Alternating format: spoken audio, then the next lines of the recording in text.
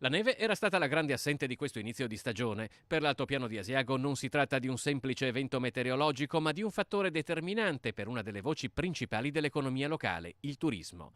Il manto bianco caduto oggi è accolto come una manna da coloro che vedono le proprie sorti dipendere dalle condizioni atmosferiche. Abbiamo 4-5 centimetri di neve fino adesso, sta nevicando ancora e contiamo di poter avere anche il paese non tanto per la neve da godere quanto per una neve che dia un po' di questo clima invernale natalizio. Ma in questo periodo l'altopiano è scosso anche da una bufera che non ha niente a che vedere con la meteorologia. Con un blitz notturno alla legge di stabilità, parlamentari del Trentino Alto Adige hanno cambiato i regolamenti dei fondi di sostegno ai comuni veneti di confine.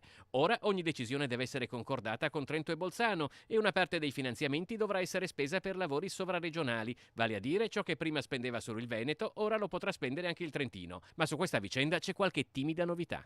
Sembrerebbe che con gli emendamenti dell'ultimo momento ci sia stata una piccolissima modifica, nel senso che hanno lasciato in vita Odi fino a giugno in modo che possa gestire i fondi dei bandi 2012, ma questo è un palliativo che assolutamente non ci soddisfa, nel senso che adesso ci sono in gioco tutti i fondi che devono essere erogati negli anni a venire.